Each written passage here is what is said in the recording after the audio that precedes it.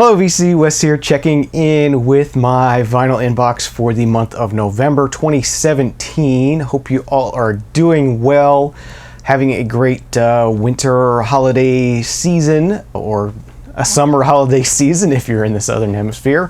But anyway, I just wanted to come on and do this update for November because there's some Christmas records in here that I wanted to show, and nobody really wants to see Christmas records in January. And with the way things have been going, I've been really sort of delayed on being able to create and upload and edit videos recently. Just been having trouble finding the time to do it with all the other things I want to get done. So I'm sorry about that. I haven't forgotten about the channel. I'm still want to do videos here. Want to be able to make more videos, but a lot of things going on in life right now, and doing things when I can. So anyway, let's go ahead and get into this update. Got a pretty big stack here actually this month. First thing I want to talk about, something I meant to talk about last month. This is something I actually bought at the beginning of October, so it's sort of one of the earliest October finds, and I just forgot to talk about it last month. Is not a record itself, but I found this cool sort of messenger style bag at Goodwill. It's from APEC, Asia Pacific Economic Conference. I guess they had a conference in Australia in 2007, and this is sort of a piece of swag or something from it. But I found it at Goodwill, and I noticed, it's sort of the shape of a record, and it fits records awesome. I actually took this to the record show last month with me and used this for all my finds. It worked great. It's a really cool bag, and it's really durable bag, and I like the design on it. And so yeah, that was a cool find. As I said, found this at Goodwill for like $6. And yeah, I just wanted to share that. It's cool to have a sort of a more well designed record digging bag. Because before I was just using like one of those cloth shopping bags.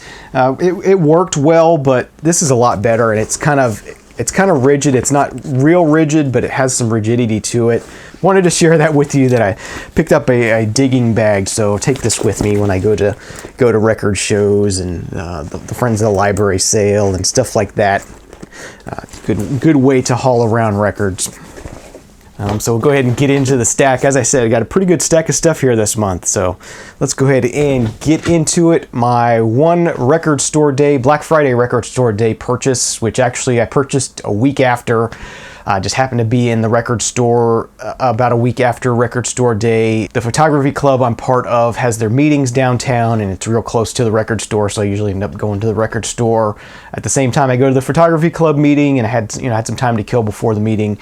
So went in the store, and they actually had a copy of something I was kind of interested in left over, and I went ahead and grabbed it. And that is the first time on vinyl in the US issue of Neil Young's Harvest. I've seen a lot of people in the VC show this before. I'm sure most of you have seen this by now, but just a cool reissue of this, or so I should say a first time issue of this on vinyl in the US. This is mastered from a CD master, from a 44 kilohertz 16-bit CD master. So, it's not a great quality, high fidelity kind of recording, but I actually don't own this album at all. I'm kind of late to the party as far as Neil Young goes. Around the time this album came out, I was all hip hop all the time, so didn't really get into this album when it came out. But now that I've had the chance to listen to it and really enjoy it and experience it, I'm really digging it. I really enjoyed listening to this. It was very reasonably priced, and it was a cool sort of record store day Black Friday release. So 2 LP set, only cut on 3 sides. The 4th side has an etching. Show this off in case any of you haven't seen it already. Just since the front cover is just a shadow, they sort of redid the cover, or the etching, that same way as just sort of an etching of the shadow image on the front cover. So that's pretty cool. And it makes it so the sides are 15 to 20 minutes a piece, which is nice. You don't have to be flipping every 10 to 12 minutes. And sometimes they spread these things out over time. And the master for this was cut by Chris Bellman. It sounds great. It's, even though it is from a CD, it sounds pretty good to me. And as I said, it was reasonably priced, and it's not something I had previously, so it's not like I'm just rebuying something I already have. But yeah, so that was my one Black Friday record store day pickup, even though I didn't pick it up on Black Friday record store day. I actually stayed in most of the day on Black Friday. I usually don't get out in that mess on Black Friday. As I said, I got a couple of new Christmas albums that I wanted to share with you. I'm sure none of you want to see that in January, so I want to go ahead and get this posted, even though I have a lot of other videos in the can on the computer there waiting to be edited. I'll get to those hopefully over the Christmas break and be able to get those up for you. The first thing I got here is a compilation called Holidays Rule Volume 2. This is from Capitol Records. Apparently they did a compilation, Holidays Rule, a couple years back, had some modern artists on it, and did pretty well. This one has Paul McCartney, Jimmy Fallon, and The Roots doing Wonderful Christmas Time, Courtney Barnes, who else is on here that I recognize, Norah Jones, Grace Potter, Roseanne Cash, Judah and the Lion, The Decemberists, and several other sort of up-and-coming artist, I guess. Just a cool, really nice holiday modern artist kind of compilation. I thought that was pretty good. Picked this up on Amazon for a pretty reasonably price. There's the inner sleeve on that, and then this is pressed on beautiful red vinyl, sort of to contrast the green color there. This was pressed at Rainbow Pressing. And the other new piece of Christmas music that I added to my collection this year is a new release for this year, and that is the new Gwen Stefani Christmas album. There's the back cover. And then the inside with more photos and some lyrics and liner notes in there. And this one is pressed on a white vinyl with a peppermint swirl in the middle. Nice theme there. I believe this is also pressed at Rainbow Pressing. Yes, this is also a Rainbow Pressing album. Yeah, that's a really nice Christmas album. She does a duet with her husband, Blake Shelton, and cool Christmas music. And while I'm on the subject of Christmas music, I will share with you something that Richard Riley shared on his channel, and I thought it was pretty cool. He talked about the documentary. It was from about 3 years ago now, called Jingle Bell Rocks. It's a documentary about Christmas music, and the guy who does the documentary is a music collector, and he loves to collect Christmas music. And so it's a really cool documentary about just music collecting in general and talking about Christmas music, and I think you'll dig it if you dug other vinyl related, collecting related documentaries in the past. It's a really cool documentary. It is streaming right now on Amazon Prime, so if you have Amazon Prime, you can stream that for free. Just recently added to Apple TV also, so if you have an Apple TV, you can do Amazon Prime on that now, which is nice. Also, you can do it on Roku and smartphones and tablets and computers and all that stuff. Am I okay to pop out my little portable and just check out that scratch?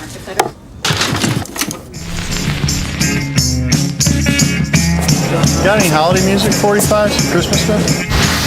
I'm going to burn through this stack, and then we're going to just go talk to somebody, because there's clearly another section they're not letting me have access to. There is a underground of tape traders and CD traders across the country who do this, try to make cool Christmas discs every year. The worst music in the world is bad Christmas music. I found the typical Christmas music grim. So I thought I'd start making a soundtrack to get myself through the holidays. Merry Christmas. It's very far from the concept of jingle bells and have yourself a merry little Christmas. I have bad Christmas karma. I did stuff I am ashamed of. So to talk about what happens in Hollis, Christmas in Hollis. I called Bill back sweating. I just wrote the best drama of my life. Christmas, you can love it or hate it, but you can't really ignore it. The music and the memories pierces that pathway. Of course it's powerful. Who wants to acknowledge to people that you love Christmas music? You have a lot of people say, I'm really not crazy. Does that happen a lot? I never thought of the concept of other people that they would spend the kind of time and money and effort I was spending finding this music. But of course, it makes sense that there would be. He's got an obsession, all right? I'm Fat Daddy. Santa Claus. Woo, woo, yeah. But yeah, really fun documentary. I really enjoyed it. It was a good ride, and definitely recommend people in the VC check it out if you're able to. Really fun. So thanks, Richard, for turning me on to that, and I hope other people will be able to catch that this holiday season. It's a nice thing to have music collecting related documentary for the holidays. That's kind of cool. Next thing I picked up here is a pre-order of a reissue of Strange Days by The Doors. This is a mono reissue. I believe this was digitally remastered. It is remastered. It's remastered from the original mono mix, but I believe it was done digitally. There's nothing on here that says it's all analog or anything like that, so guessing it's a digital remaster.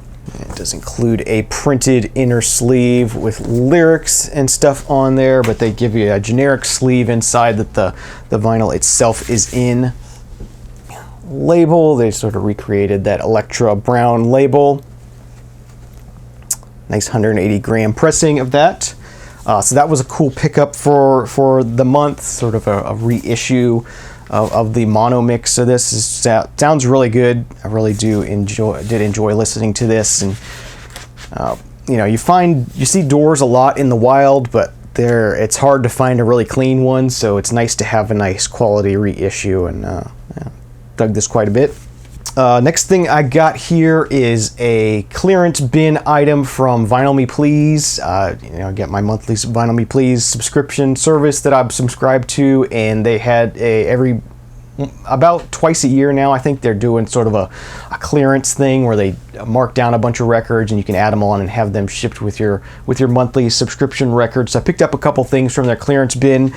First thing I got here is from Dead Can Dance. This is The Serpent's Egg, I believe is the title of it.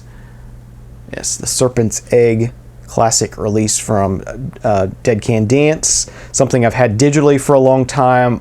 Definitely enjoy Dead Can Dance in general, and this album in particular. So it was cool to be able to pick this up on a clearance sale. Got a really good price on that. I think it was like $9 or $10. Really reasonably priced. Nice printed inner sleeve on this. Plain looking 4AD labels. This is pressed at GZ Vinyl, so I think maybe this was maybe a Vinyl Me Please exclusive that they did, as they do tend to press their stuff at GZ. So I think that's maybe where this came from. But a nice quiet pressing, it's flat. And the other item I picked up from their sale is the latest Bat for Lashes album titled The Bride, even though this was from just 2016, so just from last year, although I think it was pretty early last year that this was released.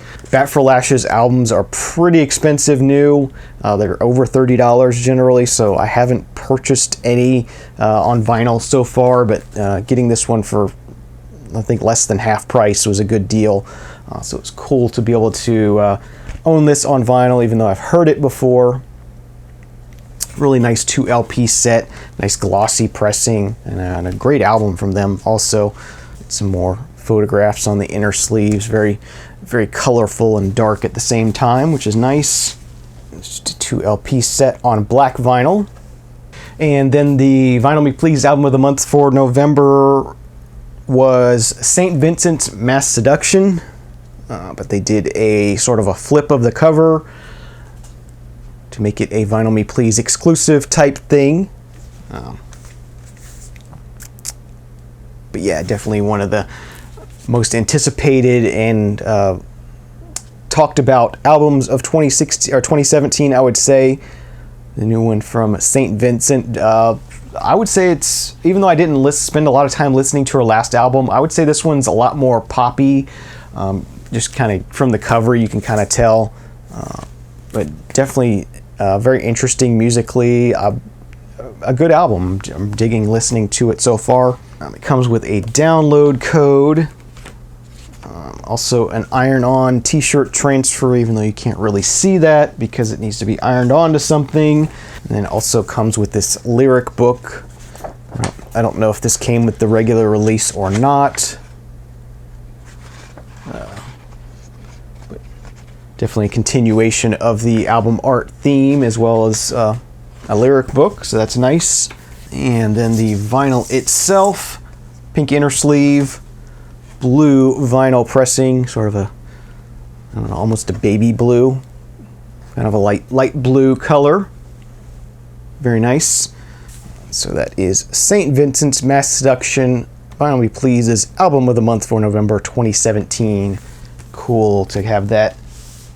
Okay, so the next thing I have to share with you is something I got tipped off on from Gregory Short over at popcrackle.com's channel.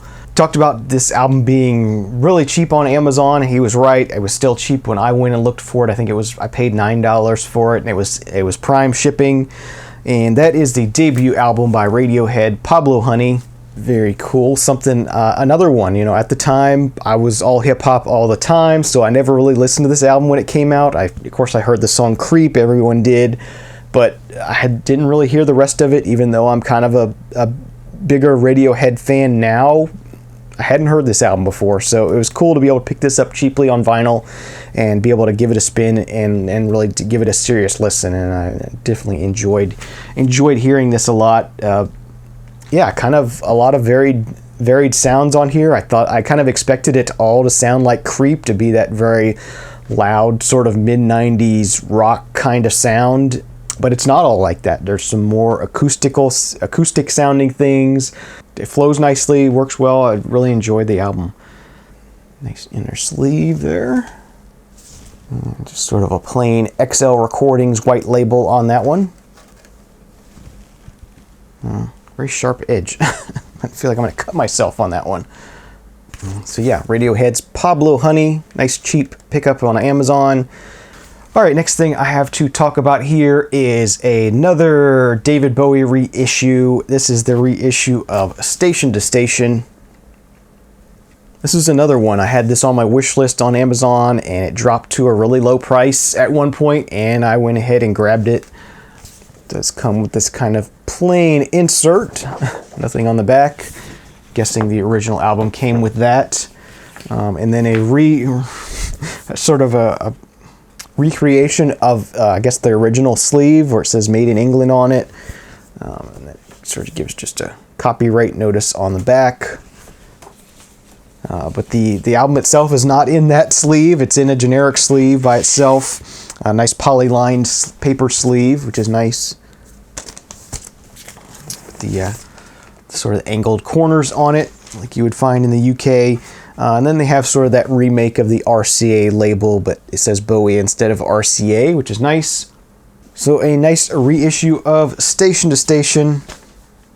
All right, and last but not least, I have a stack of 10 records from Goodwill here. Went into the Goodwill sort of on the west side of town one day, and sort of looked at the records, and it looked like the same sort of old stuff that's always there. But I decided to go ahead and flip through anyway, and as I was flipping through, I would occasionally find something that sort of didn't fit with the normal Goodwill stuff. And I found these records sort of interspersed in the bin there. They all smelled of heavy smoke. I know Mike said he looked at those records as well and noticed the smoky smell coming off of them. But some really odd and interesting stuff. Yeah, let's just go ahead and get into it. Some of this stuff is common stuff, some of it is not. Like this first one, Temptations Live on the Motown label. Definitely wanted to grab that and give it a listen. These are 10 for $2, so that's why I picked up 10. It's the best way to do it at Goodwill there. If you can find 10, that's the best thing to do. Otherwise, they're 3 for 99 cents. Next thing I got here, this is kind of like a 70s country rock kind of thing from a group called Main Horse. Yeah, did not know anything about this. I did recognize that Patrick Moraz is in here, playing organ, electric piano, glockenspiel, clavio synthesizer, and vocals. Yeah, this is an import on Gem Records from 1971. As I said, sort of a country rock kind of sounding group. Visa label. So yeah, that was kind of an odd find. None of these, I looked them up, none of them are like super rare or valuable or anything, but there's definitely some interesting music here, so it's valuable as music, but not anything super collectible or anything like that. Next thing I got here is Bird Songs of the Mesozoic. This is really, really weird. I've listened to this. It's kind of experimental music performed by like high school students. It's weird. It's interesting and weird at the same time. I don't know, it's kind of like free jazz rock, if there's such a thing. It's you know, everybody's sort of doing their own thing, and sometimes it comes together and forms sort of a cohesive sound, and other times it just sounds very random. Yeah, pretty interesting stuff. So it was a neat find. Kind of just an EP, 4 tracks on here. This is kind of a private press sort of thing. Ace of Hearts Records, made in Boston. Maybe Rob Paniques knows about this group. Can tell me more.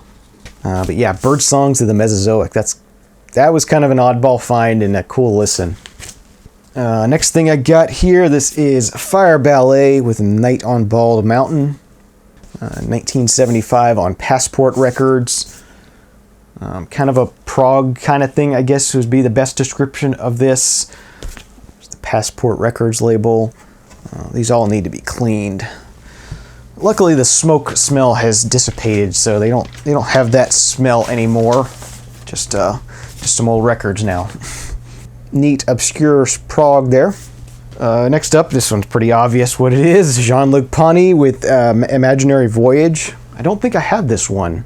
1876. Maybe a live recording. The Atlantic label.